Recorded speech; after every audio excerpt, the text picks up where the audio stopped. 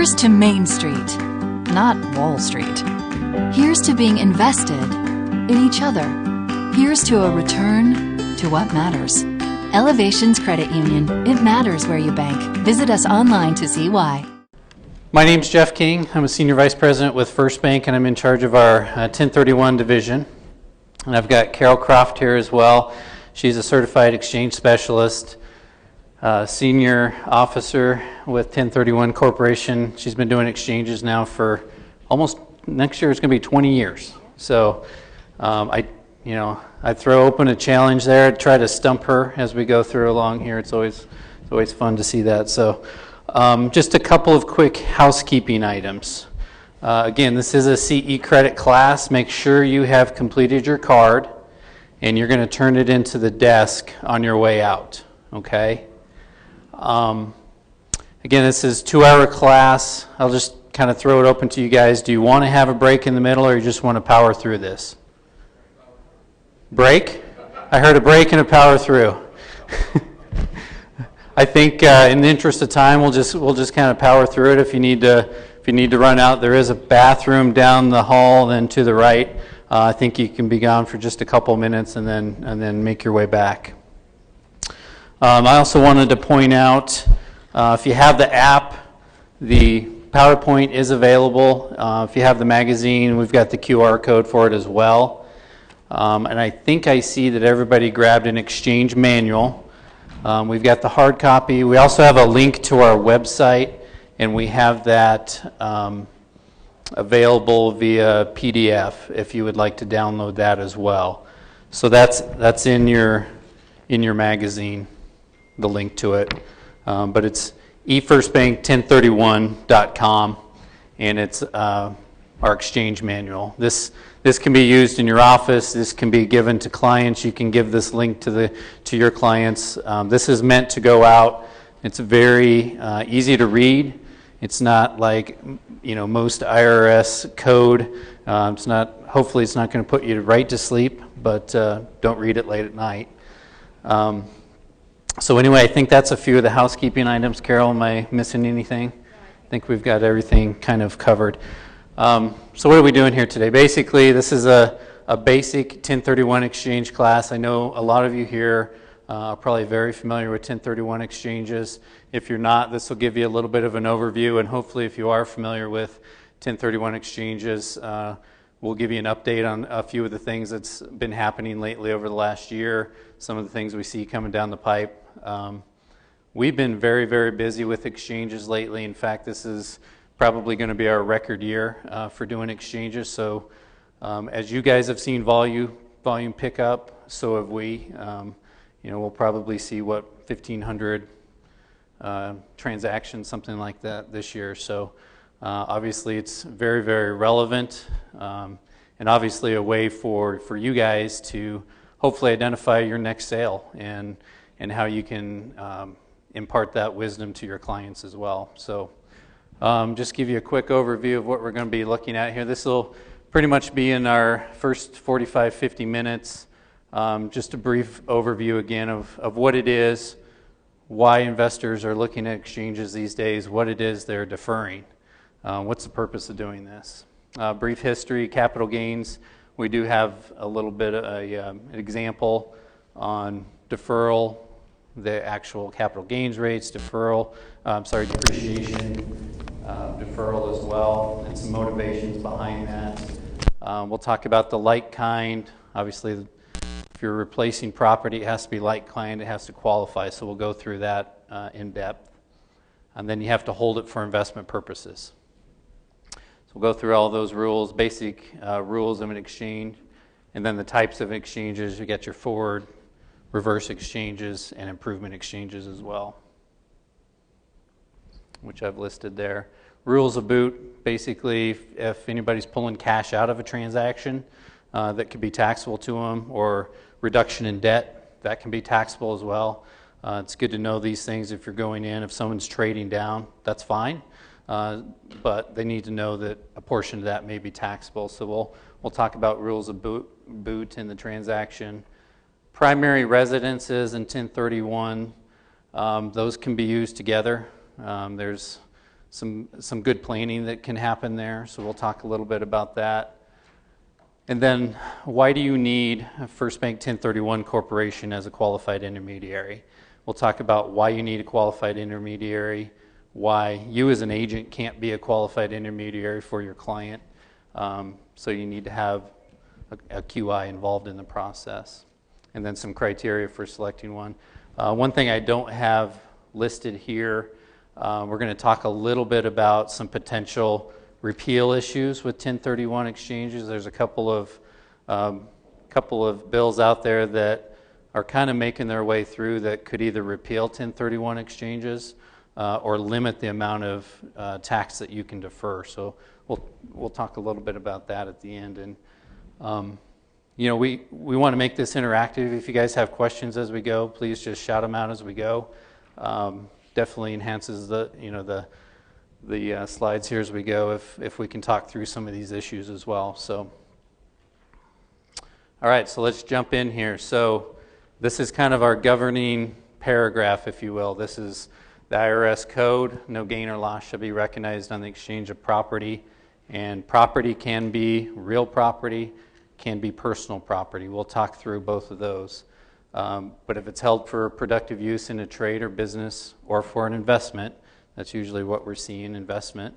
If such property is exchanged solely for property of like kind, and it's going to be held for that productive use in a trade or business or for investment. So this is kind of what all of the slides that we'll go through kind of all hinge back on this paragraph. We need to make sure that it's like kind, it's being held properly, it's being used properly, that type of thing.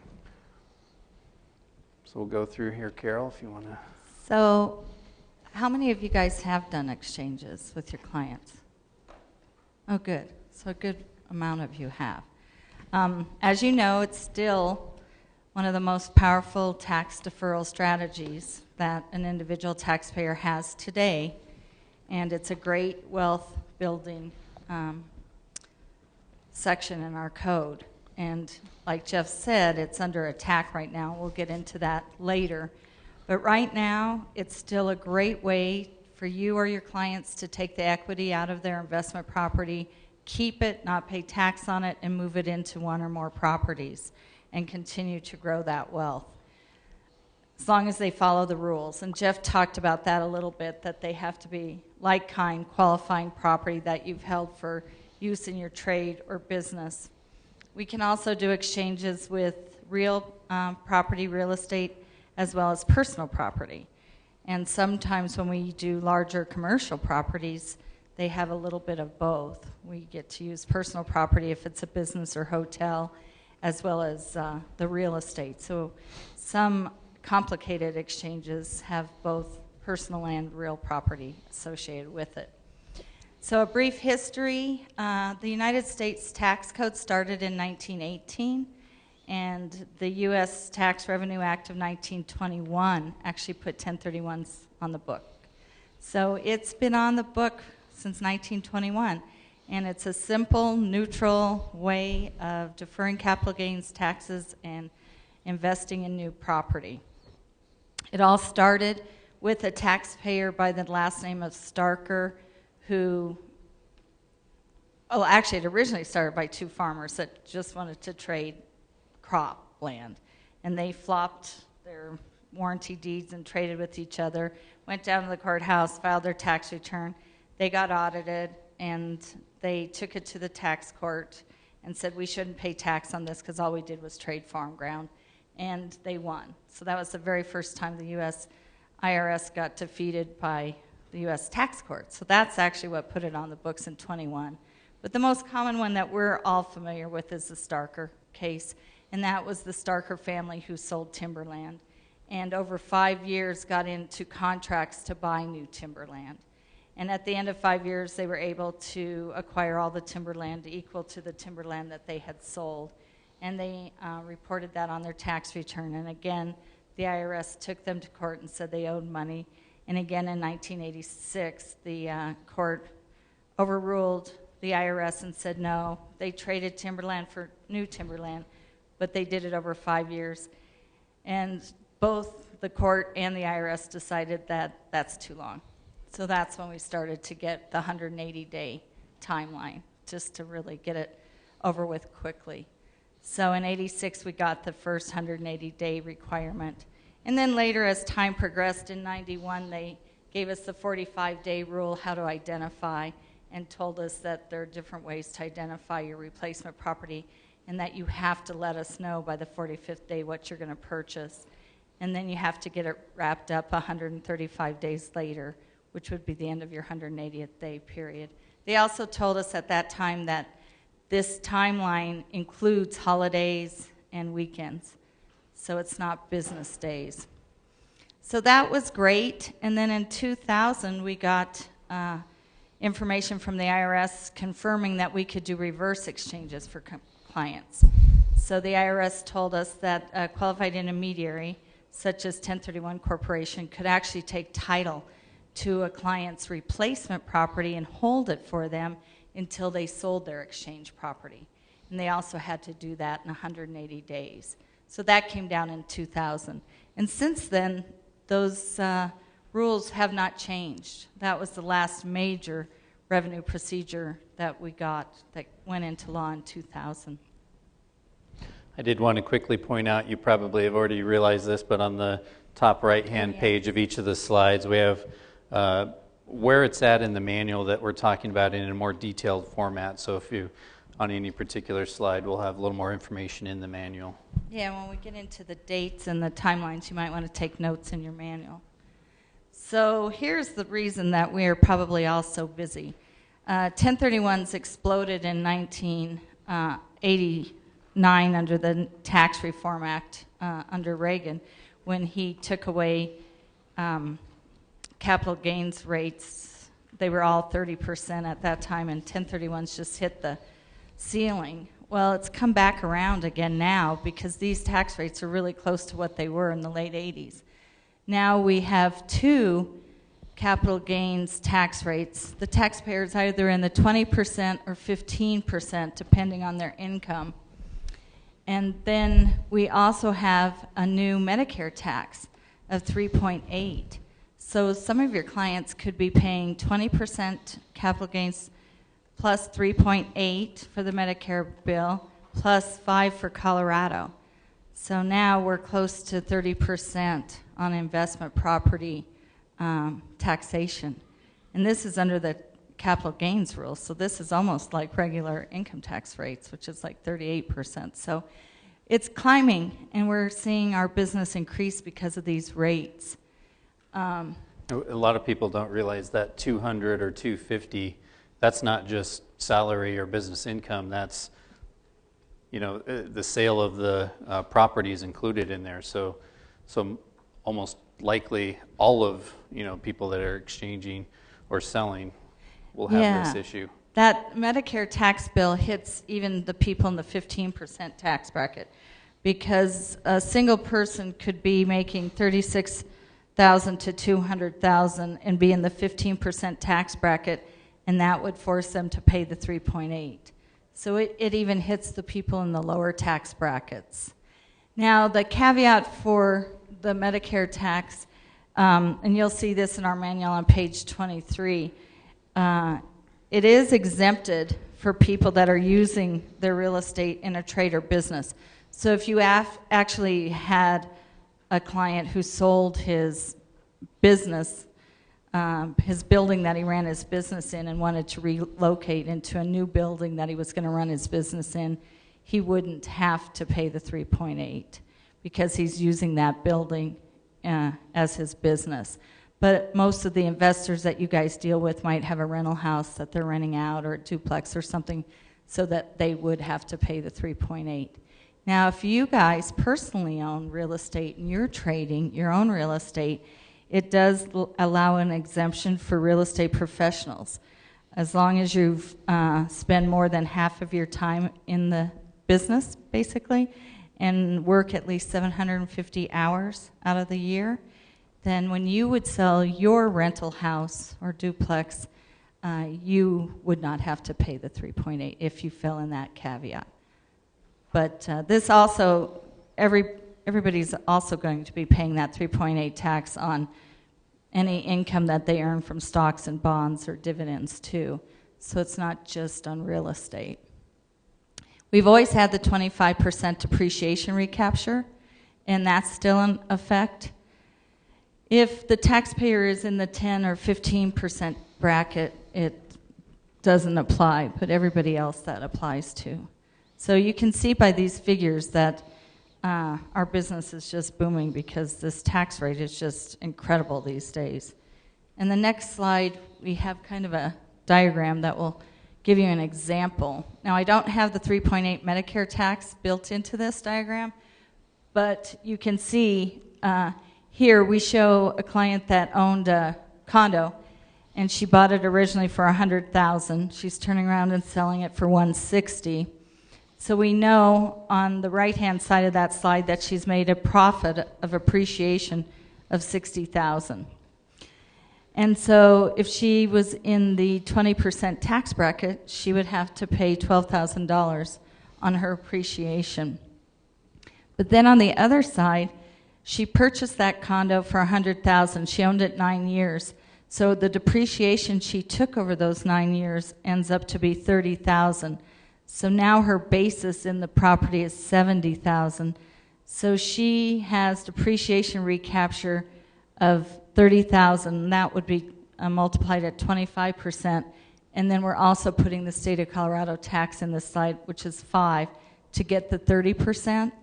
So on that left-hand slide, you're going to pay 30% on the depreciation at 25% and the state tax at 5%.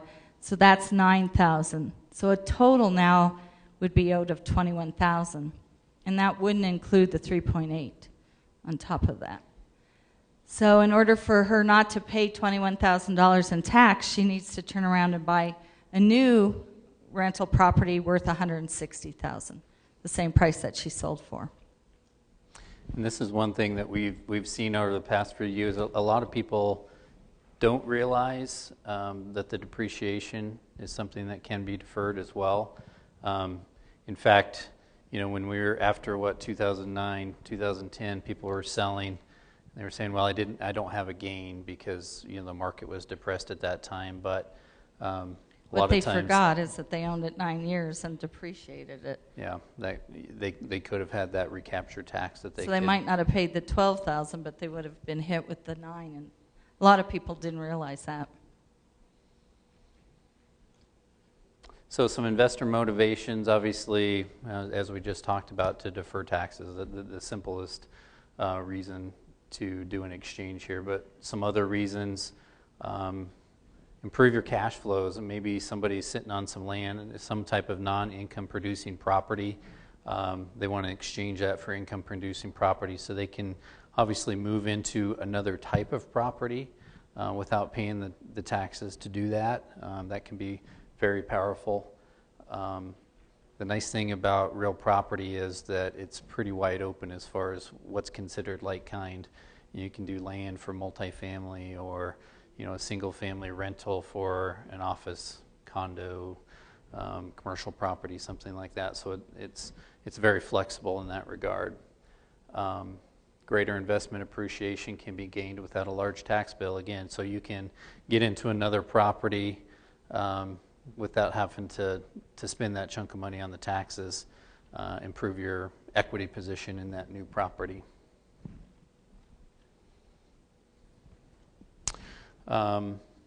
Investments can be consolidated or diversified geographically. We have a lot of people, we do exchanges nationwide, so we have a lot of people that are moving out of a particular area. Maybe they had some rentals, and now they're moving into Colorado. They want to bring their investments into Colorado, and they can do that without having to pay the taxes on that, of course. I talked about management relief.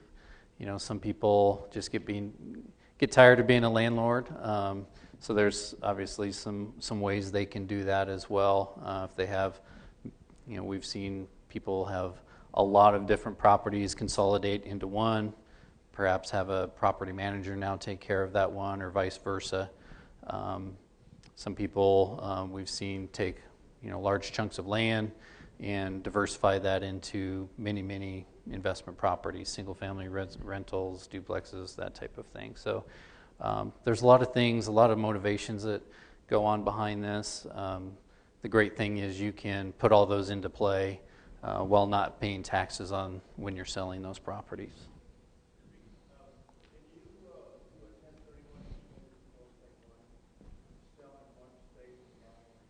Yes, we can help your client wherever they're located in the United States. So if they were selling here and moving and you were helping them sell here, and then you had to hand them off to another realtor in another state, we could assist them with their exchange, whether it started here or in the other state. It's a federal tax law.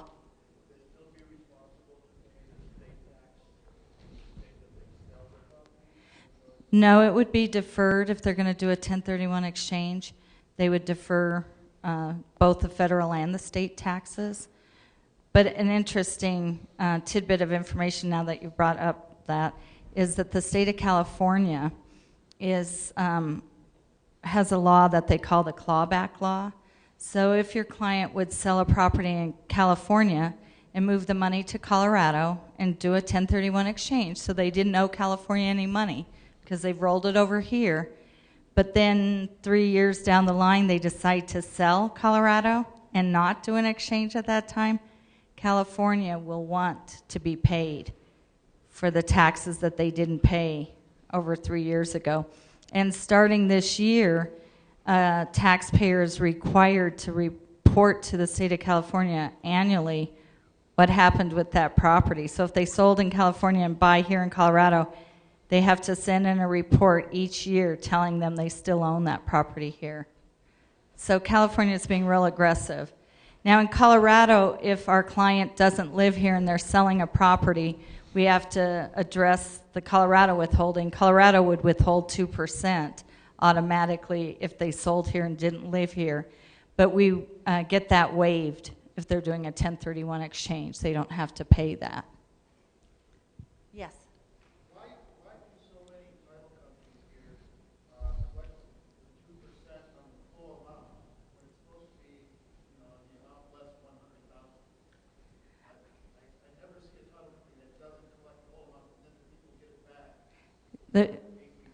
Yeah, they get it back when they file their non-resident tax return usually. That's when they would get that withholding back. I'm not sure why they do that. We're not part of a title company, so I'm not sure why they would do that. And the clients that we're assisting, that 2%'s waived because they're doing an exchange, so we don't have to worry about it. Because as long as they're doing the 1031, the title company won't withhold that. So unfortunately, the ones you're seeing, they're probably selling and not doing an exchange. And I apologize, I don't know why the title companies do the calculation like that. I have a follow-up question to your California example. Is that forever in the California thing, or how many years? Yes, it's forever, as far as we know. It just got implemented. So as long as you own that property, you're going to have to let California know what you're doing with it until you dispose of it. I know, interesting. Yes?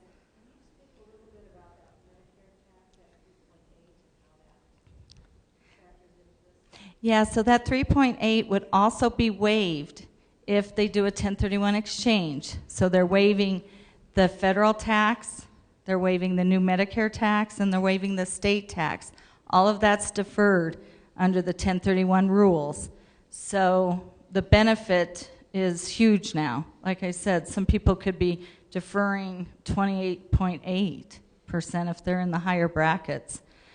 So yes, that will not be imposed as long as they do the exchange.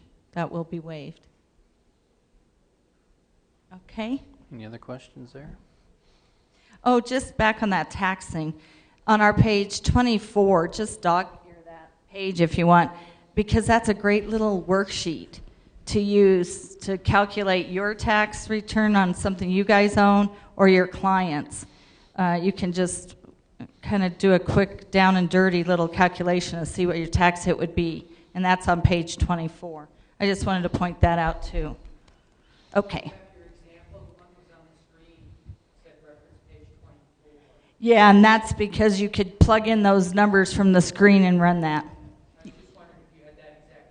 No, we wanted to leave it blank so you guys could put in your own numbers. But you could test my results if you wanted to put those in. Okay, so what's like kind? You guys probably all know this really well after all these years, but for real estate, it's wide open. So your client can sell right now. We're going to talk about some of the new legislation, but right now, they can sell a rental house and buy a rental condo. They can sell a vacant lot that they bought to hold for investment and buy a duplex. They can sell a farmland, and buy water. They can sell water and buy a rental house. They can sell a mineral deed, oil and gas, and buy a rental house. So it's wide open right now with real estate. It's wide open. Now we do personal property exchanges, and I'll get into that in a minute, and that's a little different. Your clients can also sell one and buy 2, 3, 4, whatever. They can package up and sell 2 or 3 and buy one large one. They can own one property with their brother or their kids or a business partner, and I'm not talking in a partnership, just owning it as joint tenants. They can sell their half of it with somebody else and buy something 100% just in their name, or vice versa. They can sell a rental house that they had just in their name and hook up with a friend or somebody, family member, and go into a duplex, and they each own 50-50. So the ownership can vary. We want them to take names the same way that they held, title to the one they sold, and we'll get into that a little bit more. But with the real property, it's wide open. We do personal property exchanges, and that gets into a little more detail. Aircraft has to be aircraft.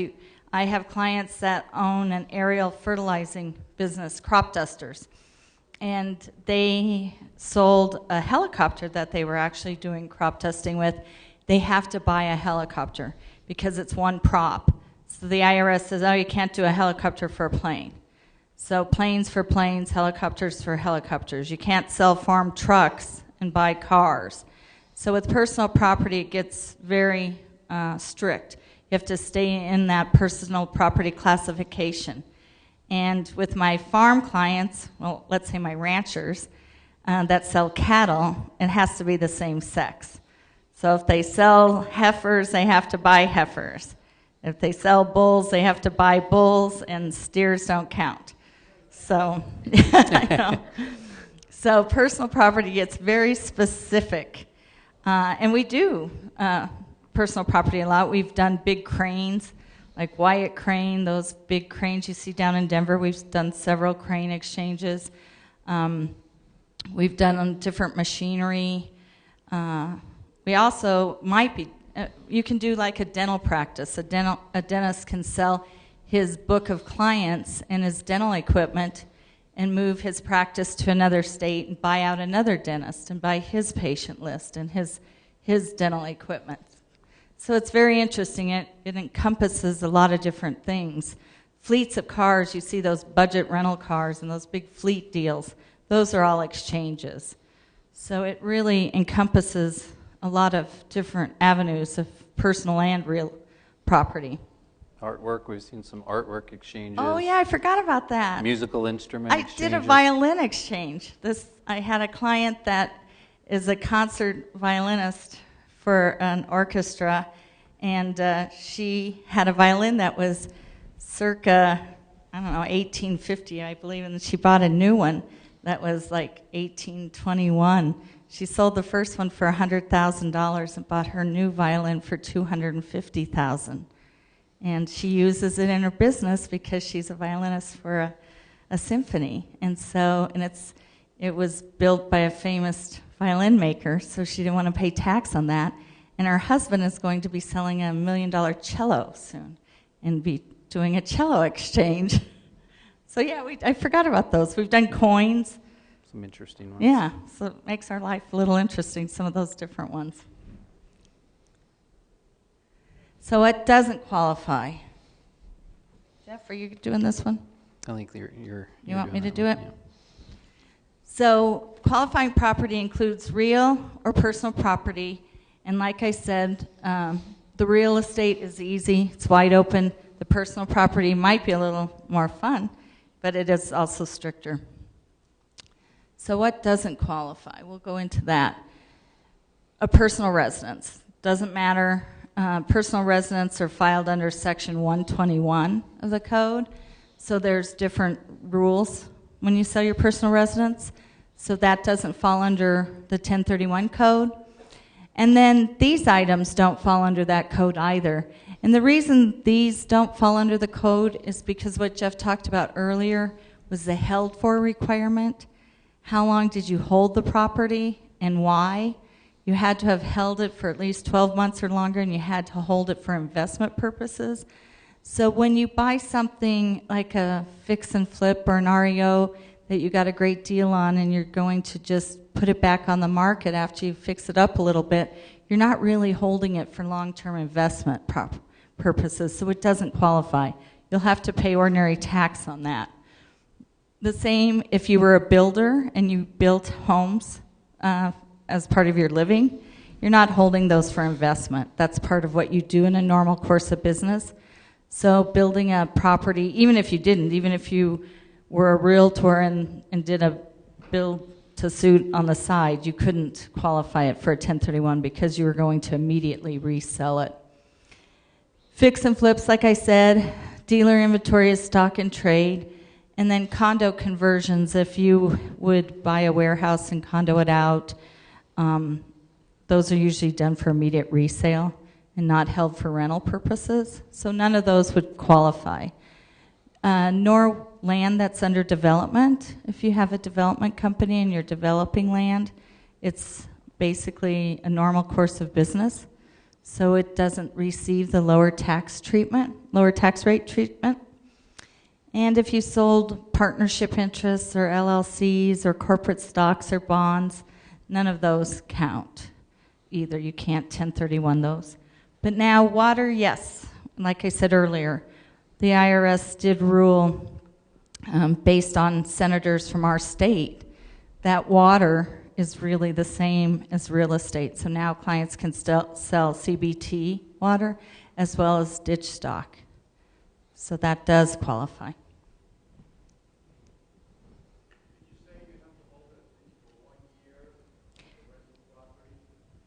Yes, the holding requirements basically in our industry, we say that an investor should hold the property for 1 year or longer, and that usually puts it in a different tax period too.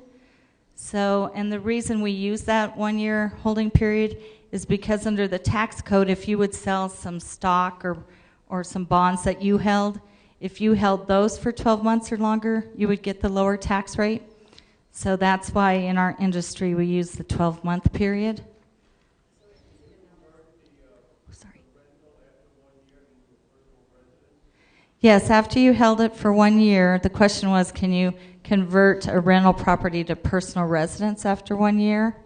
And yes, as long as you've shown that you've held it for investment purposes for that first year, and you decide to move into it and use it for your own use, you could do that after 12 months. Yes? You can own property in an LLC, but when you do a 1031 exchange, the LLC has to be the seller and the LLC has to be the buyer. You have to keep the vesting the same. Yes? Say I have a client that purchased their first home, lived in it for 6 years as their primary residence, and then maintained the home as an investment property, but I don't know if After that? yeah, and then they wanted to sell the investment property. Yes, the question was that her client owned a home for 6 years as their personal residence. Then they moved out, bought a new personal residence, and rented the old one. Now they're going to sell the old one, and it's a rental. At that point in time, they'll have to do an exchange because now it is an investment property, or pay the tax. But they could protect the tax now because it is an investment property. So they could do the 1031. Okay. It depends on how long that they had lived in it. So if they, obviously it was a personal residence for 6 years, so it depended on how long they rented it before they sold it. You're right. If a client would move out of their personal residence, they'd lived in it 6 years, so they move into a new home, and now they're renting their old house, and they rented it for 2 years and sold it, they could decide whether they wanted to say it was personal residence or not. But the minute they sold it as a personal residence, the one that they're living in now, they can't sell for 2 years. So most people wouldn't do it because of that, but it's an option. And we'll get into that in the second half, and even more so. Thank you, though. What about a live-work property? Yeah, that's a combination use property, and we'll get into that in the second half too, but that property has 2 uses. Part of it's business and part of it's personal residence. So we call that a combination property. So when you would sell it, you'd have to prorate it and do a, mathematically figure out what part of it's 1031 and what part of it's personal residence. But yes, that's doable too, and we go into that in more detail too. Yes? Can you buy an exchangeable property and actually turn it into a trust and therefore defer the tax into the trust situation? Well, if you converted it into a trust, you wouldn't defer any tax at that time. It would be down the road, depending on when you sold it, how that would play out on your tax return. No, I can't give you that information right now on how the IRS would look at that. Any more questions Great. on that? These So are that, great that was a great That's a great great segue to question. this slide here. Do you have a question? Oh, sorry. You had mentioned that the same name that sells needs to be the name that. Right. What if there are 2 different names moving into one property, exchanging into one property? You mean like 2 friends or something, or 2? No, the same person, but 2 different deed names on the sale. Do you have to reclaim it then? Yeah, They're both the same? I guess I'm not quite sure if I'm Sherry, mm-hmm. I'm also Cheryl. Oh, Selling 2, and one is under Sherry and the other one is under Cheryl. How do you we would do also known as. Yeah. No, that's more like if you owned it as Sherry and then you wanted to buy it in Sherry's Trust or Sherry's LLC, then we have to be careful. But something like that happens a lot with people that get married, ladies, they might own it under one name. So then we also do just also known as or formally known as, and that's fine. And you could also move it into a single member LLC as well. If you own just in Sherry, you could go into a single member LLC because their IRS would consider that a disregarded entity. So that's adds some flexibility there as well. Getting back to the held for, let's finish that up real quick. But Carol had mentioned there's no set holding period. I guess I wanted to point out that it's a question of intent.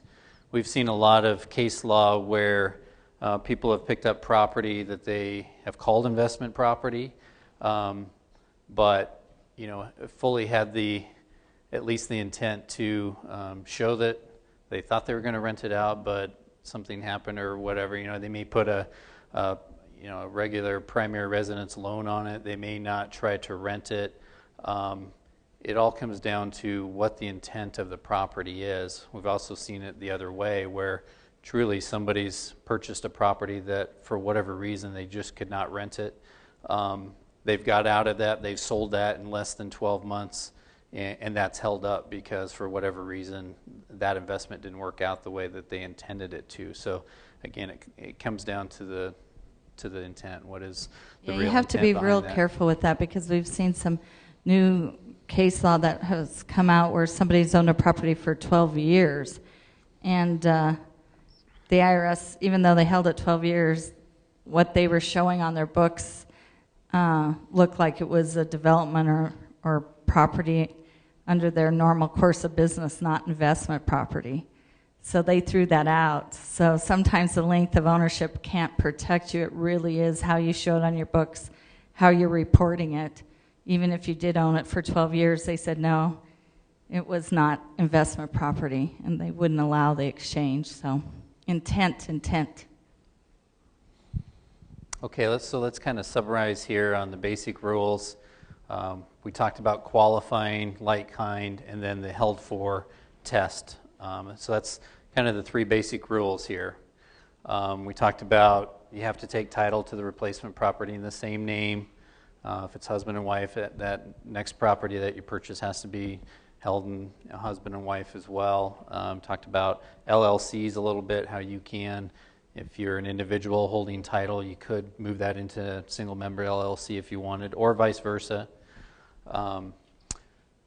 Property that your replacement property has to be equal or greater value if you want to fully defer all your taxes. That doesn't mean that you can't trade down. It just means that if you do trade down, there'll be tax on that portion of the trade down. So that's okay. And then IRS prescribed time requirements. Carol had touched on this a little bit, but we have two hard and fast dates here. The 45-day identification period. You have to have replacement property identified by the 45th day. There's no exceptions there. If you identify on the 46th day, your exchange is over. It's done. That 45 days is included in the 180 days. So you have 180 days to complete the entire exchange. So once you identify, then you have 135 days to close on that property or properties if you identified more than one. And then you can't have access to the funds. So that's where the qualified intermediary comes in. That's where we come in. When you sell the relinquished property, those funds come directly to the qualified intermediary. In our case, it would come into FirstBank, go into a segregated, separate FirstBank account. It's FDIC insured up to $250,000. And then when the closing comes along for the replacement property, then we forward those exchange funds onto the title company for the closing. So those are kind of the basic rules. I just want to hit on the titling issue, because a lot of times we'll get a contract and it will show a husband and wife on there as the seller, and then I'll get the title commitment and it will be in their living trust. So we need to be careful, and you guys need to find out exactly how your clients are holding property. I think people forget they've put it in the trust, and also vice versa. They might have told you to write the contract in the trust, and then when you get the commitment, it's in their names because, oh, they forgot to record the deed in the trust. So vesting is really important. And with a husband and wife, the IRS doesn't look at a husband and wife owning a property in a trust or an LLC as a disregarded entity. So if you have any clients that own property in Betty and Joe Smith's Living Trust or in Betty and Joe's LLC, they have to take title to the new property that same way. And when they're trying to get financing on replacement property, that sometimes causes a kink in the works. And I get them calling me, well, my lender won't lend to the trust, or my lender won't lend to the LLC. Can we buy it in our name and then quick claim it back to the trust? I mean, you can. I wouldn't sign your tax return if you did it that way. So basically, I tell my clients no, because I'm trying to keep them in the straight and narrow and get their exchange passed through. So they have to get all financing in the same way that they held title. And if it's in a trust or an LLC, I'm sorry, they have to get financing provided for that entity. And they can always call Bruce at FirstBank or somebody, and they'll be able to lend in a trust or an LLC. Yes?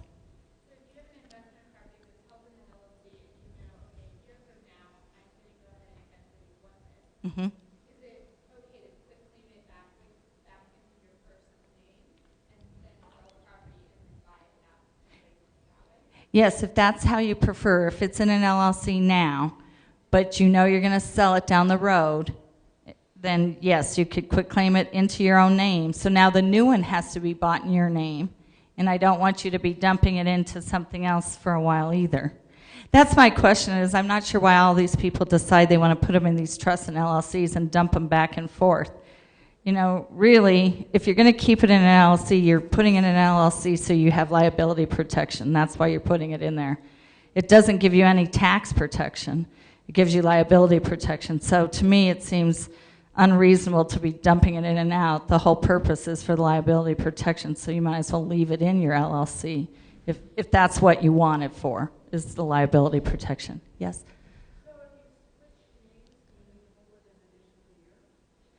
If you were switching it in, if it's just one person, then it's disregarded. So you could switch it back and forth. You wouldn't have to wait a whole year, just wait, a few months till the deed's totally recorded, you get it back. Some counties, you get it in 4 weeks, just wait till the dust settles. But if it's a husband and wife and 2 people, then you can't move it for a year.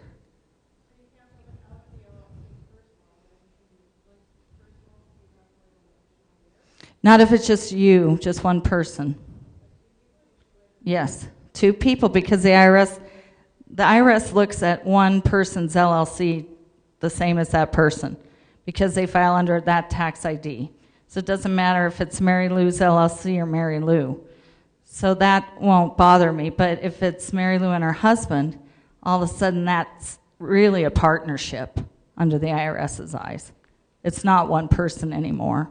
And that's why we want it to stay that way for a year, so that they can't say, and it goes back to the slide Jeff read on the held for, we don't want them to say, oh, you didn't hold it long enough to qualify, because now you're in a partnership, and that's the entity that has to hold it. Does that help? Okay. So you didn't put it back into your personal name because it was a husband and wife LLC. Okay, 2 people. Yeah, so the dual member LLC. Yep. And you decided to go ahead and sell it. Yep. As the LLC, and you wanted to 1031 the money, but the LLC cannot qualify for financing on their own. Can they have a co-signer as maybe members of the LLC as an individual? Yeah, the IRS doesn't care about co-signing on the loan. They just need to, the IRS just wants the financing and everything to be in that LLC's name and the vesting and the deed be recorded. But as far as qualifying for a loan and needing somebody else to be a guarantor on it to get it in that LLC's name, that's more of a bank question, not the IRS question. Come see us if you have an LLC that needs a loan. We can do the mortgage loan to the LLC. It will still have the underlying owners guarantee the loan for us. Because it gets sticky, and I get this question a lot. That's exactly why I wanted to bring it up to you guys, because it seems like it's happening more often. Well, most of our investors are buying property in their personal name, and then they're putting it into an LLC and holding it. And then they sell it. Now they're going to want to sell it, and then That's exactly. That's exactly right, and that's why I wanted to put that out there for you guys. So if it's a husband and wife and they put it in an LLC to own it together, that they got to be ready to do everything forward in that LLC. One guy owning it, I'm not worried about, but couples, yes. So just be aware of that. Okay. Okay, any other questions on rules, basic rules? And we're going to be drilling down into a little further on some of these other issues here. So basic types. Oh, basic types, okay. So the simultaneous exchange is what I told you happened in 1921 when those 2 farmers just swapped deeds. The properties were equal in value, and they just signed over deeds. No debt, equal, greater value. That's the pure 1031, and that still can happen today. 2 people want to swap properties. I get calls on that.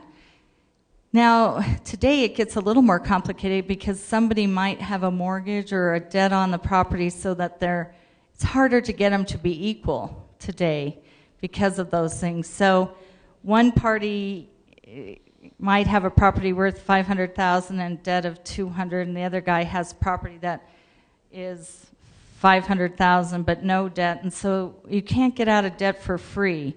So you've got to be able to, unfortunately the IRS doesn't let you get out of debt for free. So sometimes you might have to do some brain damage work and get it to work out, or somebody might need to pay off the mortgage and get it so that there's no debt on either property and they can swap it. So it gets more complicated to do it today, but it's still doable. The rule's still there as long as the property is equal or greater value and no one's getting debt relief or no one's getting any excess cash. It just is harder to do it. The delayed exchange is what you guys do and have done for your clients. One person sells to another party and then buys replacement from a third party. I mean, that's probably, well, now probably at least 85% of our deals.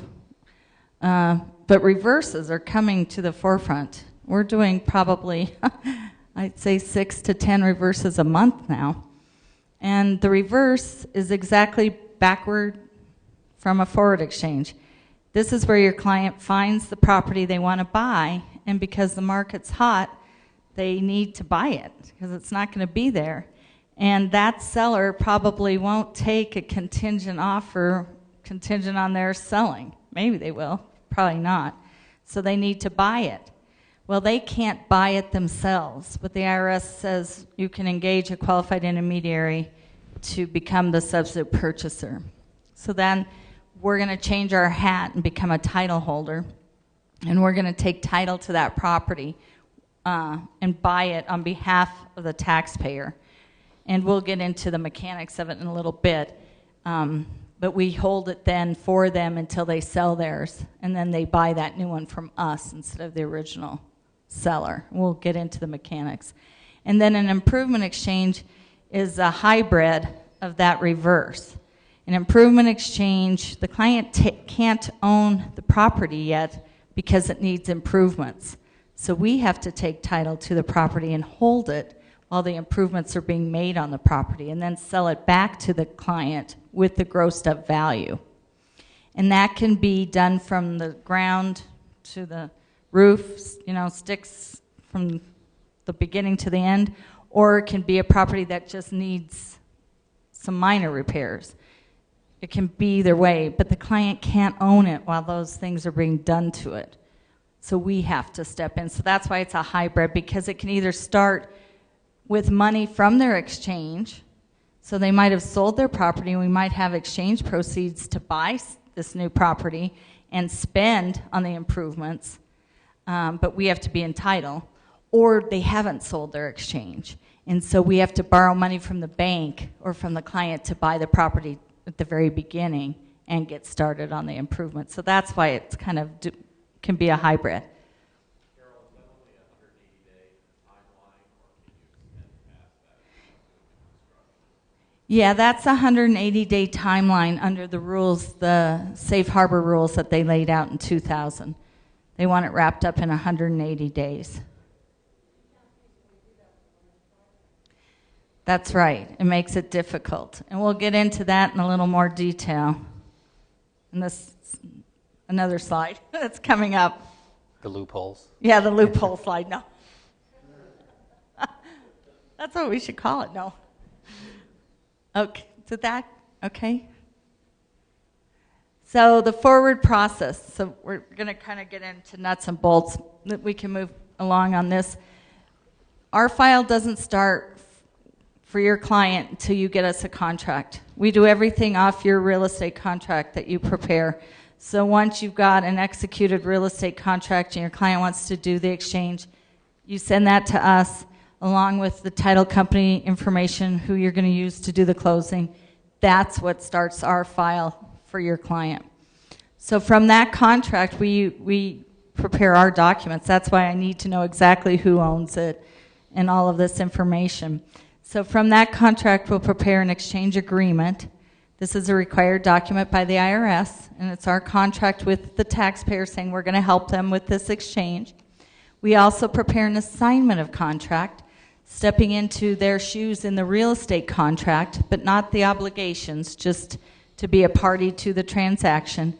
And lastly, we have to notify the other party. So you might get emails from me or phone calls saying, hey, I need the mailing address of your client's buyer, or if your client's the buyer, I need the mailing address of your client's seller, because the IRS requires that we notify the other party in a formal written notification. So a lot of times the addresses aren't filled out on the real estate contract, so I might be bugging you guys for addresses, but we have to notify the other side. So once all that's done, we give closing instructions to the title company, and now the closing can happen. So it can't happen until all this is done, even though we get phone calls lately from the closing table, hey, can you do the exchange right now? Or at the table, we haven't taken the money yet. It's like, well, can you wait till we do some documents? So all this has to be in place before the sale happens.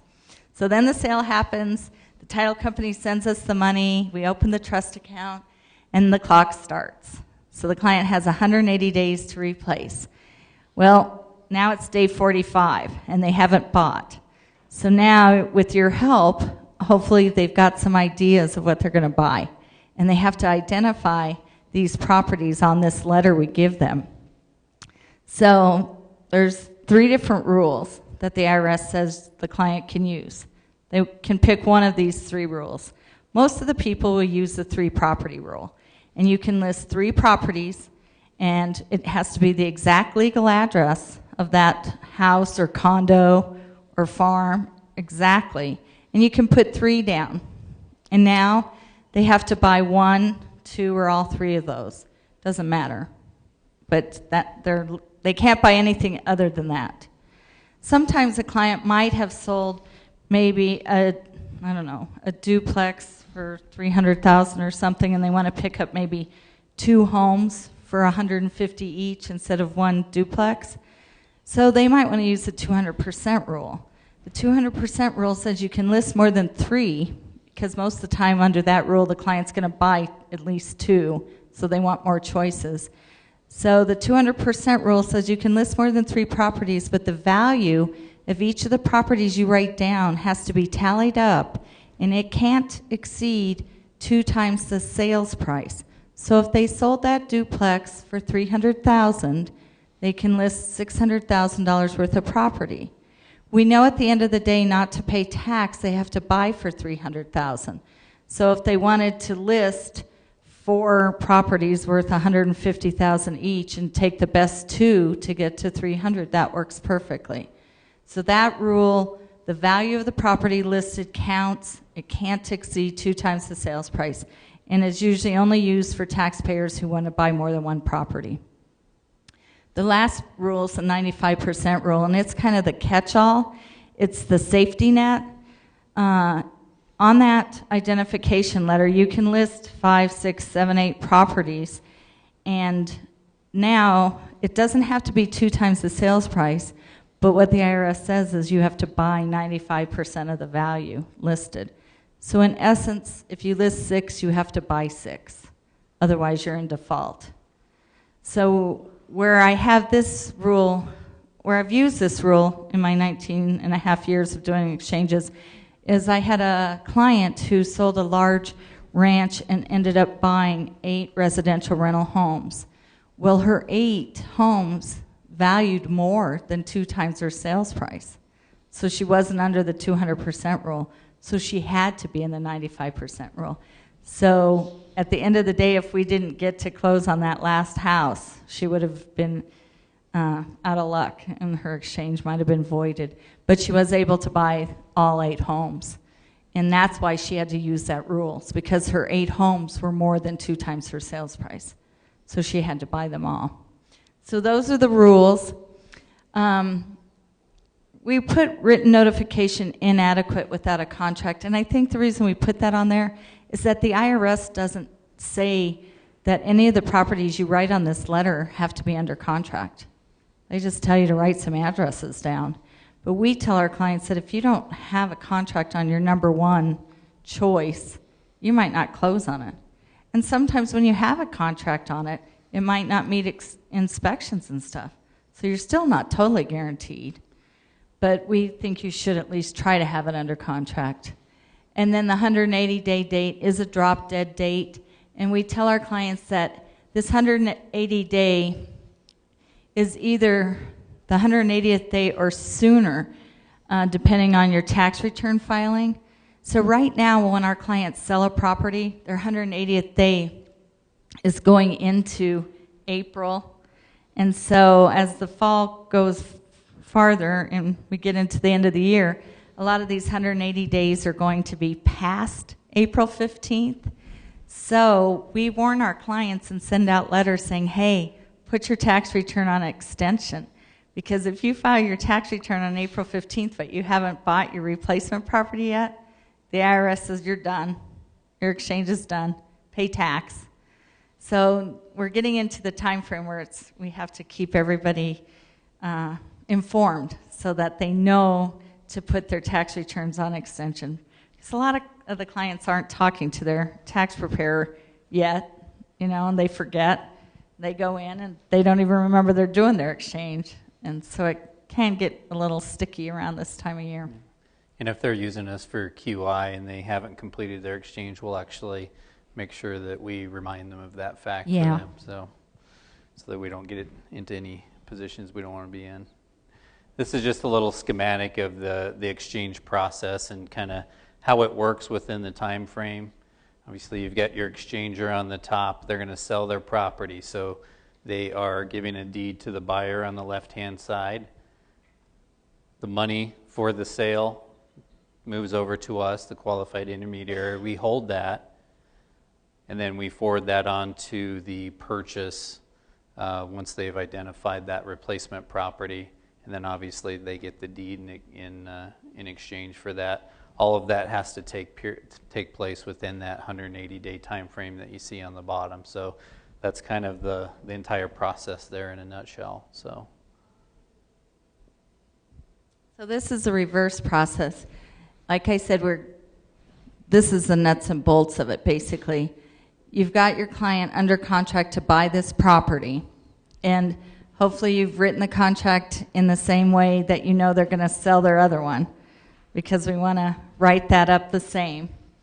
So now we step into their shoes because of Revenue Procedure 2000-37. We can take title under an EAT agreement, an exchange accommodating title holder agreement, and park the property. So we can take title to it. Now under this revenue procedure, this is the loophole we kind of talked about, that revenue procedure is a safe harbor guideline. It's not a mandatory drop-dead 180-day date like a forward exchange is. If a forward exchange ends on that date, they're done. If they haven't bought, we cash them out. They pay tax. But the IRS, when they put together this revenue procedure, they didn't require that 180-day be a drop-dead date. And I think it's because there's been no taxable event happen. Your clients just bought something. They haven't sold.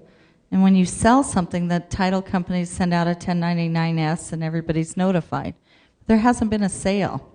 So I think that's maybe why they didn't make it a drop-dead date.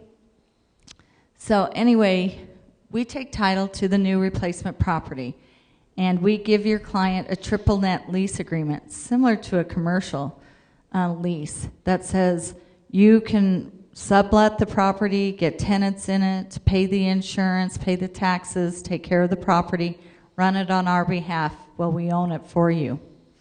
We ask that your clients get put us on the insurance policy and get an extra $1 million liability policy on it in case somebody gets hurt, well, a tenant or somebody on the property.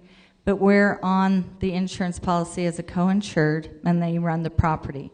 Well, how are they going to buy it? How are they going to get the cash? If your client has the cash, then we'll actually give them a note and deed of trust.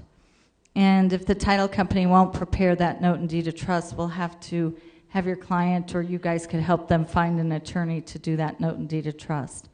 If they have to go to the bank, then the bank will lend the money to us in our LLC's name, and your client will be the guarantor of that loan. And the bank will use your client's financials to see if they qualify for that loan. And Jeff can speak on that a little more. yeah, typically if it's a commercial property, we have some products that will kind of nice. It allows them to get into the property in one loan, and then we can modify that once they've sold their property. We can just modify that loan. We take our LLC off as the borrower, and they take the LLC's place as the borrower at that point. Eliminates the need for another closing. Now, if it's a residential investment property, we can do the same thing. We have to do it in two steps. We typically will do a bridge loan financing. Typically, we'll take title to the property that they're selling. Hopefully, they've got the equity there, and then the property that they're buying. And then when that property is sold, then we'll put them in permanent financing if they need it, depending on their equity position on that first property. But if they need that permanent loan, then we can put them in on that at that time, and then our LLC would cease to be the borrower going forward with it. So we can do that with LLCs, individuals, anything. If the replacement property has a transfer tax, they pay that twice. Once when you take the title and once when they transfer. Well, if it's in Aspen or Vail or one of those places, we try to get that waived because we're doing the exchange. So a lot of those communities will acknowledge it's a 1031 and waive it. Sorry. That's okay. Yes? So if a client calls and says, I need help with a 1031 sale, they want to sell the property, but don't worry, because they've already bought their replacement property, very proud of themselves, and yet they've taken the title. It's too late, right? It's definitely too late, and they should get worried.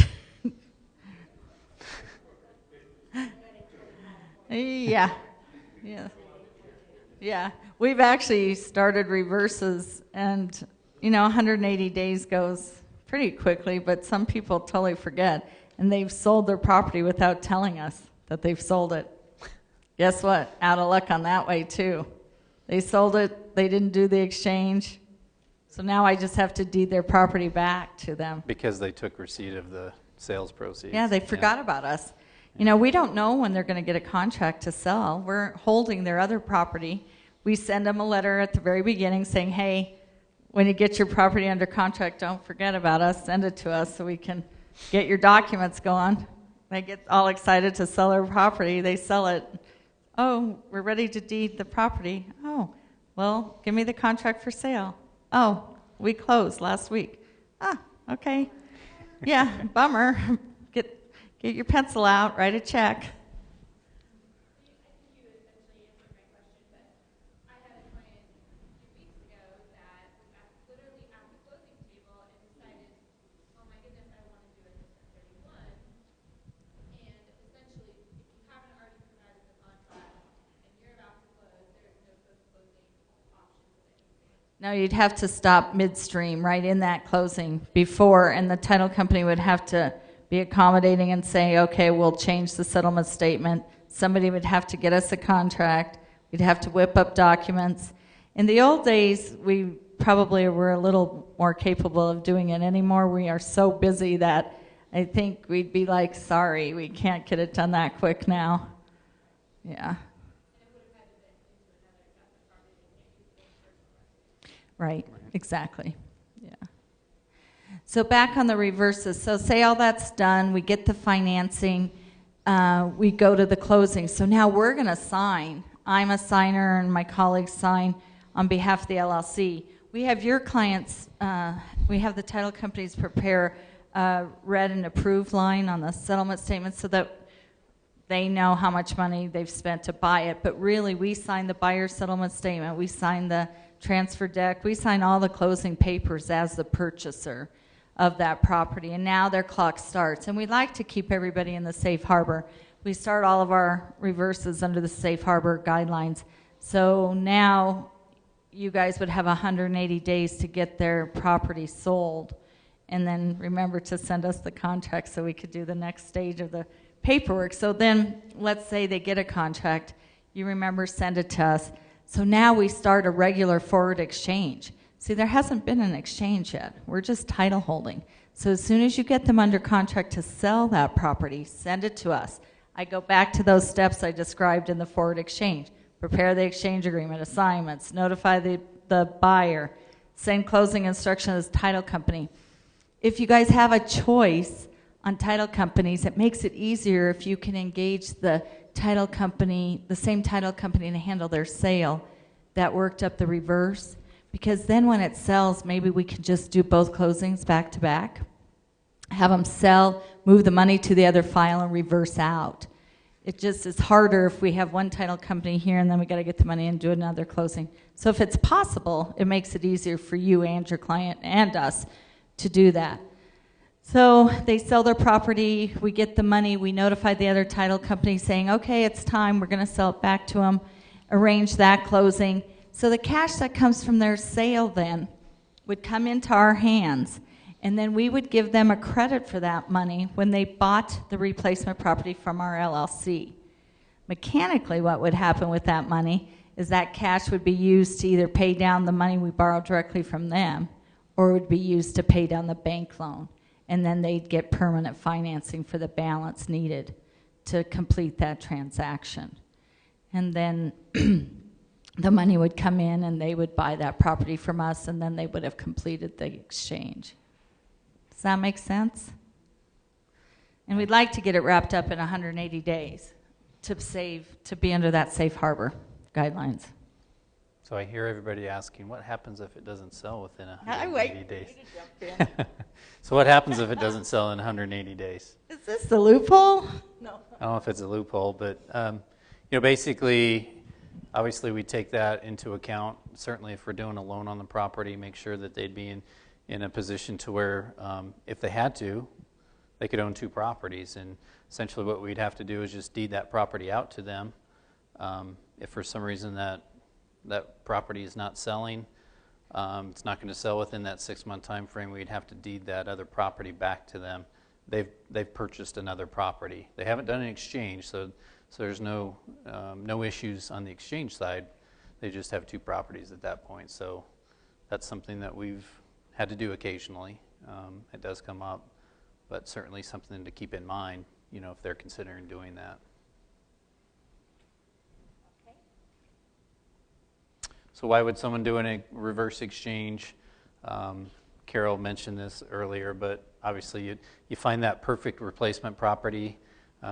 We see a lot of people employing the strategy that, hey, this is one of those properties that I could see purchasing it, using it for an investment property for 5-10 years, and then moving into it for my retirement home. So we see that, and if you see that perfect property, they jump on it and use a reverse structure to take care of that.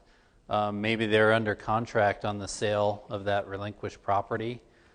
They've identified and they're under contract on the replacement property, and then something happens with their relinquished property contract, and they fall out of contract on that one. So that'll buy some time so that they can get that property back under contract and get it sold. And then they're buying an investment property. Maybe they have multiple properties that they're looking at selling. They're just not sure. Maybe they're all on the market, not sure which one they're going to sell. But again, they find that replacement property that they have to have that really works for them. And as you know, properties are moving pretty quickly today. So they don't have a lot of time I'm going to wait around for 3 months. It's not going to be there. So a lot of them take advantage of doing that. Sure.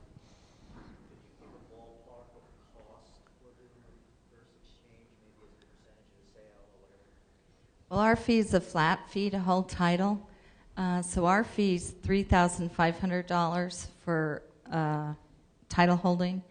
If we're doing an improvement exchange that I'll describe next, our fee is $4,500 for that, starting, and then it goes up from there for improvements. But just the basic reverse that we've just been talking about, our fee is $3,500 for the title holding. Then you would add our normal exchange fee, which is $800. So, what is that, $4,200? $4,300 for our fees for the reverse. And we charge $3,500 when we take title. And then when they sell, it's $400. And when they buy the new one back from us, it's $400. But now they're also going to have to pay for title holding fees, because we'll ask the title company to do a hold open. And so when they do that, there's an extra cost. And then we have another closing on that same property, so there'll be new recording fees, new sales tax things. And so ballpark, I suppose you should tack on top of our $3,500, maybe another $1,000 in title company fees just to be safe. Yeah, and that's not even talking about the loan. Loan closing, you're That's typically going to have another 1%. No, the loan On fees, the loan Jeff? side, or? It depends on the structure we put them into, but if we have a at the very minimum, you're probably going to have a 1%, some appraisal costs, things like that. Sure. Yeah. Good. Okay. Uh-oh, I don't know what happened. But we are having more, even though it is more expensive, it seems like we're having a lot more people do this because we go on the Secretary of State's website and we buy our LLCs and we only use them once. We'll only take title to one person's property, and after we deed it back to them, we file a tax return and end that LLC. So we have to go on and buy them. And so we're running at, I don't know, for this year we're probably up to already over 45 for this year. If you ever see them on the Secretary of State, they're Highland Properties, and there's a number, and the first number is how many in that year. So I think we're up to like 44, 14. So we are doing a lot more of them. Yes. It's much scarier to find a replacement property right now than it is to sell. Right. So That's probably exactly why. Mm-hmm. Yeah, because we're averaging probably, like I said, maybe 5 a month now anymore. Yeah. Okay, now this is the build to suit. And this is a good strategy for clients that are trying to use up all their exchange proceeds and they find a property that they want, but it's not equal or greater to what they sold, but it needs some improvements. So that's how they can get those improvements done, is we can take title to this property. And like I said earlier, under this scenario that I'm going to describe, they've sold something. They've sold their exchange property, found a replacement property, but maybe they sold for $300,000. They're getting this property for $250,000, but it needs a roof, it needs some major repairs, so it needs $50,000 worth of work.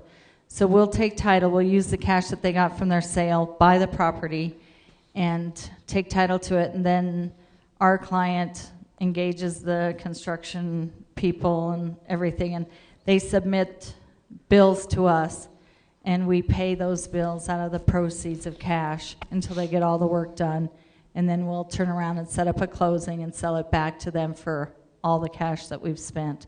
And hopefully that will have been enough to gross it up to the replacement value that they need. Sometimes they need a loan on this. Maybe we have enough money to buy the property, but not that extra $50,000 to do the improvements or $100,000.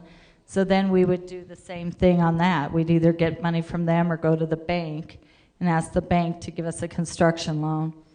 And our LLC would be on that construction loan and our client would guarantee that. So if they wanted to do improvements from the ground up and they haven't sold, then we have to take title to the dirt, buy the dirt, get a construction loan, and start the process. And then it wouldn't have to be entirely finished by the time we sold back to them, as long as we had enough value. And soft costs can be added to that. So if they're paying architect fees or, water taps or any of that stuff would get added to it. So as long as by the 180th day that we could count the dirt plus all the costs to that point, we very well will have enough money to deed out and we don't have to go farther, and then transfer title, and then they complete the project. But at the time we sell it back to them, the value's there to complete their exchange. And the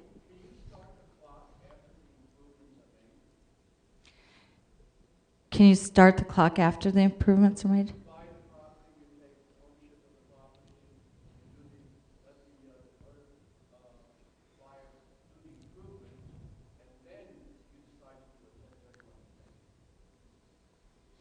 If you've purchased the property, whatever the value was when you purchased it, that's your...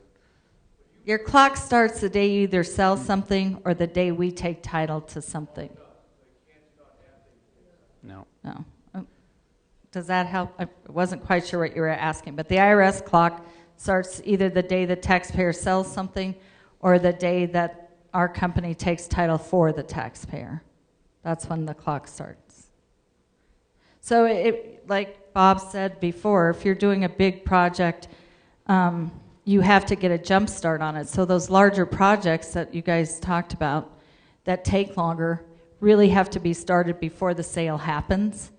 So you've got to get started, and we have to buy the dirt, get started on the property, and use up that 180 days, and then you can time it so that their sale happens at the very end of that 180 days. They sell, and then they buy from us, and by that time there should be enough value at least to get up to their sale price. And the project doesn't have to be done. They can finish it then after we deed it to them. The value is determined on how much money we've spent, and that would include soft costs, architect fees, and those things. So it's only the value we've spent. Unfortunately, we can't prepay for materials and things. The IRS won't count that. So it has to be actually material spent and put into the property. So it gets down to the wire, and there's a lot of people who want to do prepaid, buy a bunch of bricks and buy stuff in advance and count it, but it doesn't, unfortunately. Good with that one there. I think so. What do we have boot here? Oh, don't you want to do the boot slide? Okay.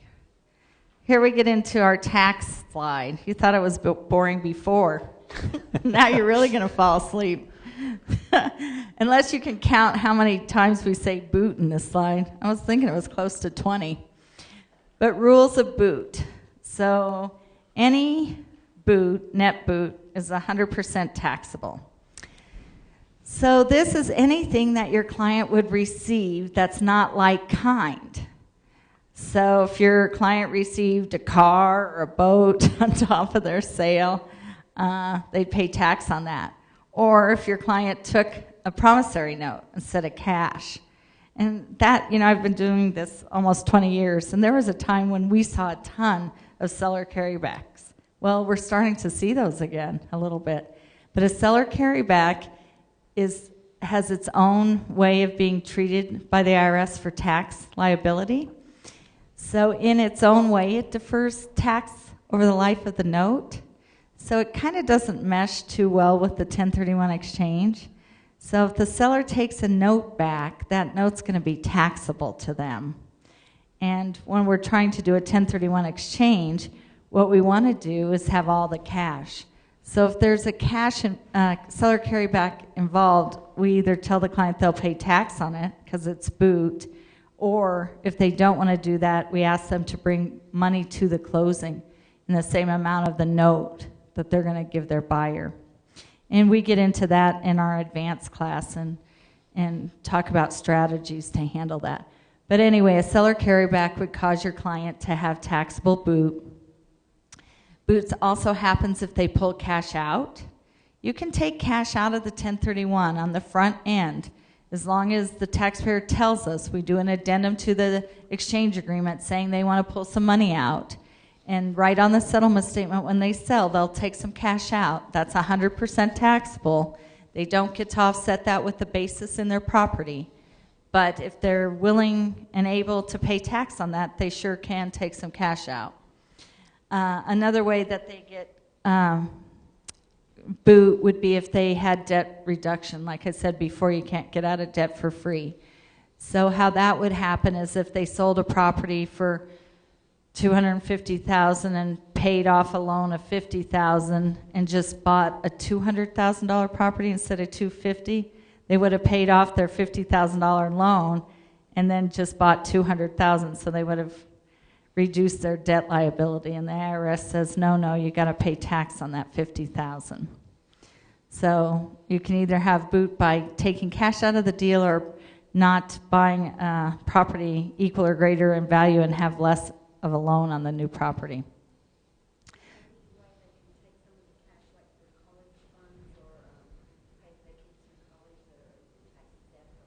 No, in a 1031, there's no way that you can pull cash out for college funds or things like that and make it tax exempt. Once you start the 1031, any cash that comes out is going to be taxable. So cash boot pay. Another question. That's okay. When we go to closing, and they withhold $200 for the last water bill, and then they pay $38 on the water bill, and that to the seller typically comes $250 Yes. Yeah, and we'll get into that on the next slide, but that's exactly boot. So boot comes up on the settlement statement, and we'll eyeball that next, right here. So when we see these settlement statements, we review them, and we tell the title company we want to approve them before the closing, and it's for that exact reason, Sherry, is we're looking for utility escrows, we're looking for rent prorations, tenant damage deposits. Sometimes your guy will be selling a property and the buyer says, oh, we want you to fix the roof, or we want you to put in a radon thing or something. Well, if your client does that and pays for it out of the settlement statement, that's boot. So we're looking for that all the time. So we usually have the client bring money to the closing to cover rent prorations. So if it's currently rented, we'll want them to bring cash for rents and security deposits. We'll want them to bring money for utility escrows. And then when they bring that money to the closing, what happens is it means we have more money to spend on the replacement property. Plus, they're not going to pay tax on it. So it really is better for them to bring, $300 or $400 to cover these things, or more if there's bigger rents and stuff, than it is to pay tax on it and have less money to go into the new property. The other thing is when you're working with your client as the seller and the buyer wants some of these concessions, just give them a credit for it. Give them a credit for $2,000 for carpet repair, or a credit for $500 for radon. Because when you give them a credit and don't pay the radon bill or don't pay the carpet guy, then what the IRS says is you've reduced the sales price. So now you've sold it for $2,500 less or $500 less. And that's how we look at it. It's a reduction in the sales price by giving that buyer a credit. And that's the best way to handle it. Closing costs are deductible. So the title policy, your commissions, our $400 fee, those items the IRS knows you have to pay to sell a property. Those are okay. They can come out of that. And that reduces those items, those transaction charges, reduce the actual replacement value. During this whole class, I keep saying sales price for sales price because I just want you guys to keep that in your mind. But when it comes to reality and your client sells and I get the settlement statement, I can calculate now what their replacement value is to the dime. I can start with their sales price minus commission, minus title policy, minus the transfer tax, minus things that are associated with selling the property. Not the property taxes, not the mortgage, not utility escrows, but actual costs of the closing transactions. So yes, we do watch for that, and we don't want anybody to pay tax on these items. The other section is the loan acquisition costs. So on the buy side now we're talking about buying. So on the buy side, we work with the lender and say, okay, we've got $75,000 we're going to put down of exchange money. We don't want the lender to overfinance. We want them to lend just the amount needed to close, even to the point your client might bring in a couple $100. We just don't want it to be overfinanced, because if there's any money going back to the buyer, the IRS is going to say that's exchange money. Even if they beg, borrow, and plead and say, no, I wanted extra money from the bank because I have to fix windows, or I needed extra money for this. It's not. It's exchange money that wasn't used. So if that's the case and your clients do want some repair money later, they got to go back to the bank and ask for a line of credit or something separate and not get that money on the settlement statement when they buy. And they don't want to refinance either going into the exchange.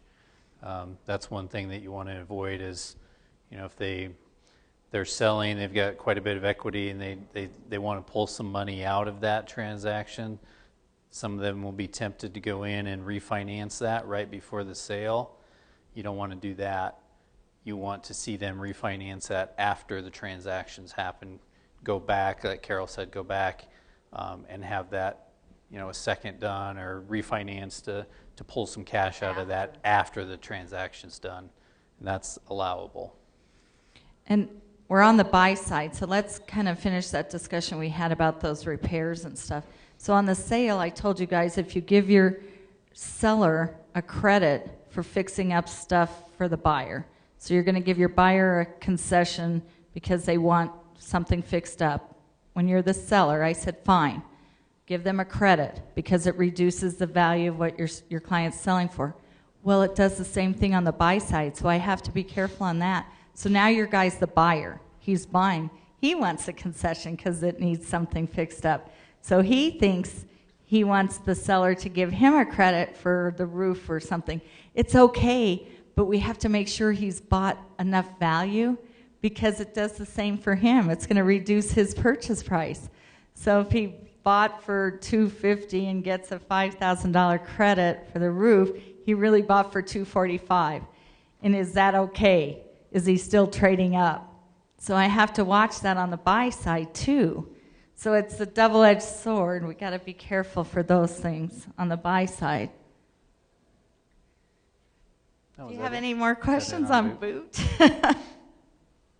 Did you count how many times she said boot? No, too many. I'm done with this slide.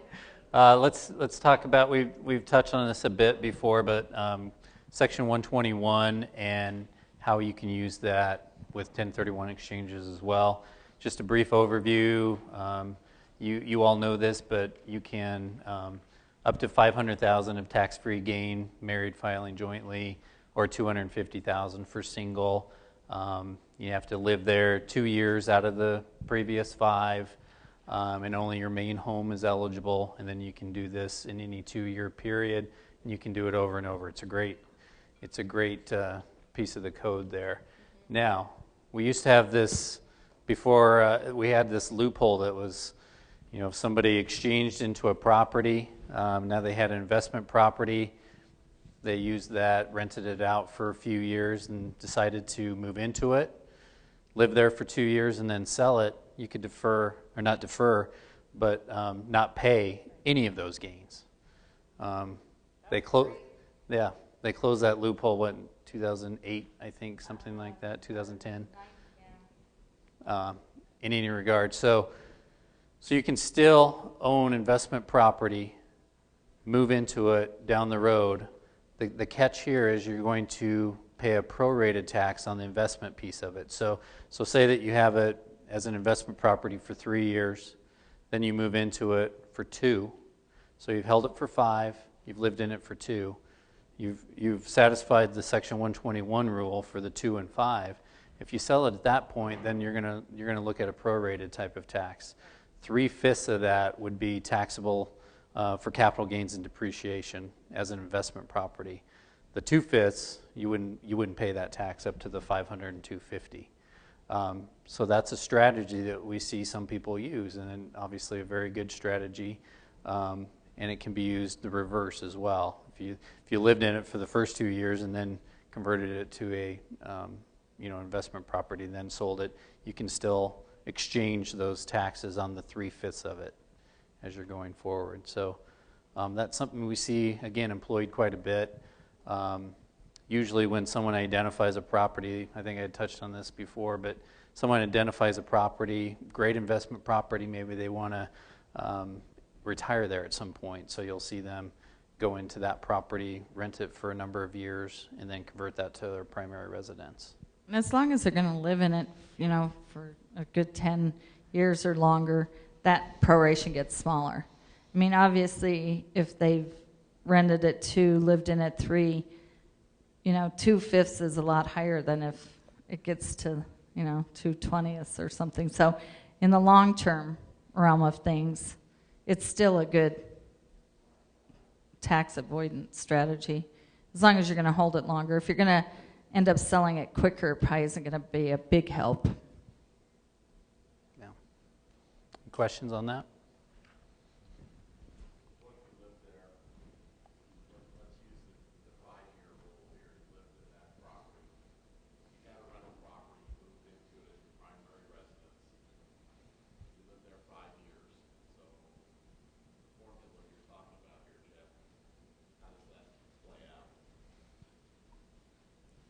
Well, how long Joan is investment property? 30 years. I have a lot of investors who are thinking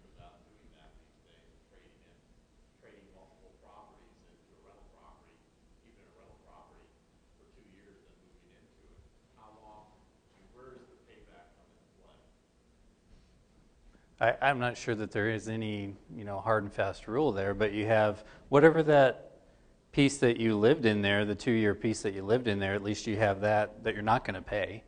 If they owned it for 30 years as investment property, you still have that. Yes. Yeah. That's the bad part on that example, is that you still have the depreciation recapture because you've owned it so long. On the easy example, you've only owned it 5 years, so the depreciation isn't so bad. But on those scenarios that Jeff and Bob just discussed, that still right now under the tax code, that 25% depreciation is going to come back and bite you harder than the other. So in the case that they lived in the house prior to making it investment property, would they own the depreciation on the entire time that they own the property, or just? The depreciation would be calculated based on the years of rental service. Because you don't depreciate your principal residence. Yeah.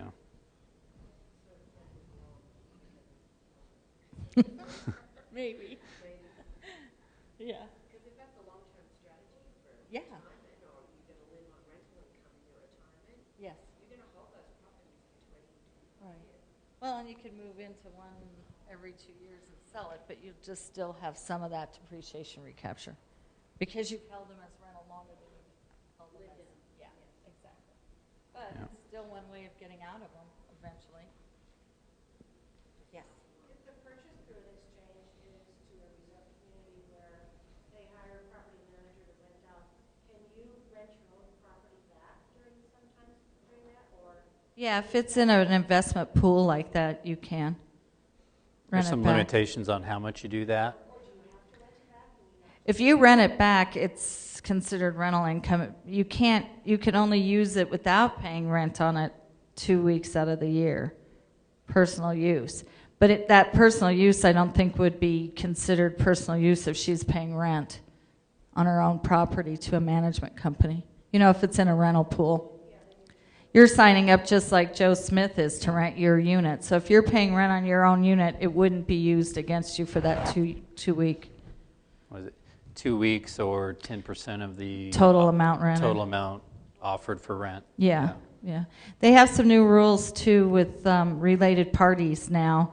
So if your clients are buying rental houses to let their kids live in and rent, the only way you can do that for family members is they have to rent it as their primary residence. You can't do short-term rental to family members. So it has to be, if the kid's going to college and he's going to live there for that whole college year, that's fine. But you can't buy a property in Vail and rent it to your brother for a week and rent it to your mother for a week because the IRS says that's the same as you using it. So they're coming hard. They're really trying to nail down the fact that is it an investment property or is it quasi-personal use? Is it really a second home? So you have to be careful. I know, they're always putting a damper on things. What the heck? Jeez. Yes. So let's say in the event that someone owns a house that they're using for investment property, and then they end up renting it to like their children, and then eventually down the road they want to sell that property. They still be eligible for the 1031 exchange. Yep. It's okay to sell to family members, but let's say your client bought a property and they've been renting it out. Now they're selling it to Joe Smith, somebody they don't know. And their parents have a rental property and they're tired of renting it and they want to get out of it. The IRS won't let you buy a replacement property under your 1031 from a related party unless that related party pays it forward and doesn't exchange themselves. I know. The IRS says, okay, we don't care if you sell to your mother, brother, sisters, or anybody. Go ahead and sell it to them. But we don't want you to buy from a related party. So if you sell your house to Joe Smith, and now you want to buy out your parents because they're elderly and they want to sell this rental house, or maybe your kids want to sell their house to you and move on or something, the IRS says, no, you can't do that unless that person does a 1031 exchange.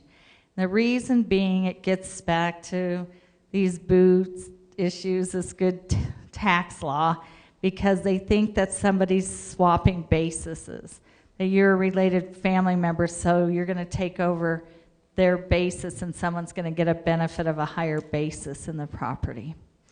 So they won't let you buy a property from a related party unless that party takes the cash and reinvests it, because they think somebody's going to get an advantage, a tax advantage.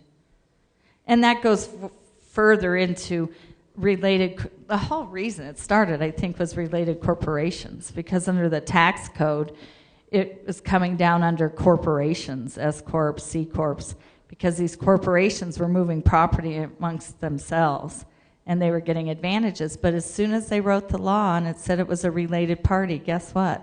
There's more than corporations that are related. It came all the way down to family members, brothers, sisters, mothers, grandparents. I think it really started in the corporate world. Yes? Mm-hmm. Mm-hmm. Yes. The IRS doesn't care. You can't buy it from him, but you can buy it, let him rent it, and if he wants to buy it from you later, that's fine. You can sell it to him and do an exchange, because it's been a rental. That's fine. Yes? Okay.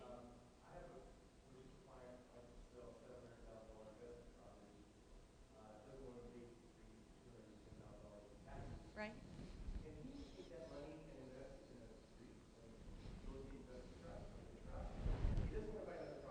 Right. Yeah. Yeah. Well, that's a good question. See, Jeff said ask questions that might have happened 20 years ago when I started doing this. There used to be a company in Denver that was part of a REIT. And what they would do is they would go and purchase large commercial properties, apartment houses, warehouses, different things, and they'd hold them out for 1031 clients to buy into. Then the 1031 client could sell his little rental house or something and buy an undivided interest in one of these properties held by this REIT. So then they get all these people to own these properties under the REIT umbrella, and then they used to wait about 18 months and then sell that property to the REIT and then get an undivided interest in the REIT partnership that owned all kinds of properties. But they had to start with real estate. You have to sell real estate and buy real estate. So they'd sell their rental house, buy an undivided piece of this big commercial property that the REIT owned, and then after everybody was bought into it, the REIT would contribute it, and it's called an upleg, into the big parent company of the REIT, and those investors would get basically a stock share in the parent REIT that owned more than one property. Does that make sense? And that's how you play the game. Well, now that's gone, because now there's so many bigger fish in the sea that they don't have to get the small investors in. Now these REITs can go buy properties and get big life insurance companies to go in with them and things like that. So that's closed that prospect of getting a small investor into a REIT through a 1031. I don't see it hardly anymore at all. But that's how it would have to play out. So you'd have to buy a piece of real estate, or if your client sold his rental house and could afford to buy a big property himself that REIT wanted, then he buys that big property, that big expensive property himself as replacement, holds it till the REIT wants it, and then the REIT trades their stock for his property. But it doesn't happen too much like that. Does that help? We're starting to see them go into true TICs nowadays. Yeah, a TIC is different, and you could still get your guy into a TIC. Tenancy in common. Yeah. Mm-hmm. Yeah. Yeah, but unfortunately, the real estate investment trust, those REITs, it's hard for a small investor to get into those anymore. I mean, even $750,000 is considered small with some of those guys. So, but that was a great question. Okay, let's kind of, I think we're getting to the point where we're getting close We're here. almost done. Let's kind of start wrapping it up with just what is a qualified intermediary. I always like to say who can't be a qualified intermediary for somebody, and unfortunately that comes down to you can't be a qualified intermediary for your clients. If you've acted as an agent for your client in the last 2 years, then you can't be a QI for them. So it typically comes down to their CPAs, attorneys, realtors. Anybody they would trust. The IRS doesn't let them be their QI. You can, their butcher or baker can be their QI. Yeah, their nail but their realtor lady, can't. It doesn't make a lot of sense, right? Basically, what do we do for our clients? We're going to assist them throughout this entire process, making sure that they understand the rules, the time frames, making sure that they have all their documents, all their ducks in a row to make sure that their exchange is seamless. We're very busy. Yeah, very, very busy. We're going to hold their money. Again, we're going to hold it in a separate FDIC insured account at the bank, so you can assure that they'll get their money when they're purchasing their next property. We're going to put them in the proper exchange documentation that they need, and then just ensure that that transaction goes smoothly so that they have a clean exchange. So. While you guys are holding their funds, the interest that they make on that money go towards what they recover prior to purchase, or how does that handle? We pay that to them outside of the. Yeah, they're going to get a 1099 from the bank for the interest. So it's easier for them to see the check we give them at the end of the exchange for $50 or $60 of interest. Then they get a 1099 for that 50 or 60. It's like, oh yeah, that ties out with that check. So we keep it separate and just send exchange proceeds to the closings and not the interest. Once their exchange is done, we usually do what's called an in packet. It's got copies of everything in there, the sale, the purchase, and then we usually forward that to them along with their interest check. So this is what we were talking about earlier, 1031 repeal issues. I've taken some notes because this is getting pretty complicated. But like we said, I've been doing this almost 20 years, and IRS has always tried to attack 1031s because it's a wealth building strategy, and it's a way to defer capital gains and use equity. But it's also a stimulation with the economy. Money moves around in exchanges. It moves from property to property. It's not just sitting stagnant. Well, now it's come under attack more than ever. It's always been slightly under attack, but this time there are 3 bills. There is a bill in each house, each branch of our government, the Senate, the Congress, and the Treasury. Obama. So there's 3 bills out there on the table to wipe this out or limit it. And all of these could possibly go in effect January 1st. This is how time sensitive it is.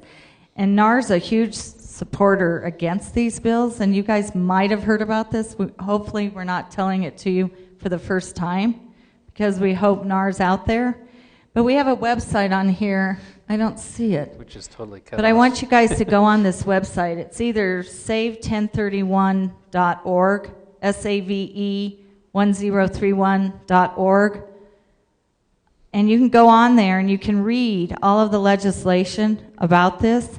And you can go on to the simple button and click on there. And all it wants is your zip code.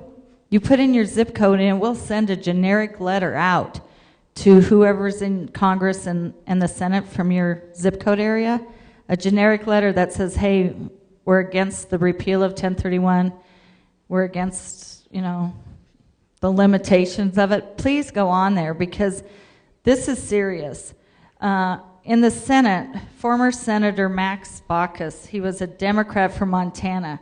He first proposed the bill in the Senate Finance Committee. And this bill would eliminate exchanges altogether. He's now the U.S. ambassador to China, but the bill's still before the committee. It also has some other unfavorable provisions for real estate investors. For one thing, it wants to lengthen the depreciation schedules, which means that that depreciation recapture would be huge because you get to depreciate it longer. Right now, residential property is depreciated 27 and a half years. Commercial property is depreciated 39 years. He wants to push this out to 43 years for both commercial and residential, in addition to wiping out exchanges. Then we have U.S. Republican Dave Camp from Michigan. So this is a bipartisan thing. We got him from both sides trying to wipe it out. He's the chairman of the House Ways and Means Committee. And his proposal would eliminate 1031, all 1031 exchanges starting January 1st. Lastly, we have President Obama's 2015 budget proposal. In his budget proposal, he would limit the capital gains deferral in an exchange to $1 million per taxpayer per year, starting January 1st. So these are the three legislative bills and proposals that are actively being pushed through. We belong to a national organization called the Federation of Exchange Accommodators. We have lobbyists on the Hill, and our lobbyists tell us that these senators and people don't even want to talk to them, that they are this serious about trying to get this passed. NAR's up there trying to get this stopped.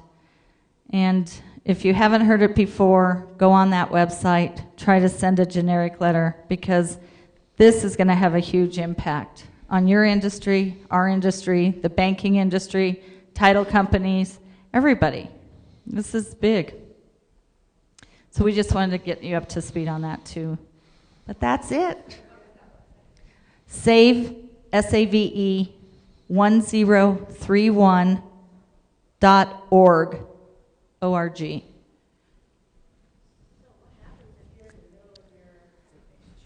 We don't know what they're going to do, if it's going to be grandfathered in or if it's going to be retroactive.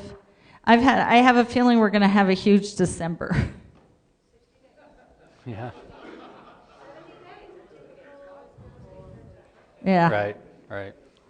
But please go on there, That'd be the because you safest. can, I didn't give you all the information, but if you go on that website, it's very nicely done, and you can read some of the draft proposals and actually see, because it's even more in-depth than what I'm telling you. But we've been going out to all of our realtor associations and getting everybody up to speed as much as possible. So, but thank you guys for coming to our class.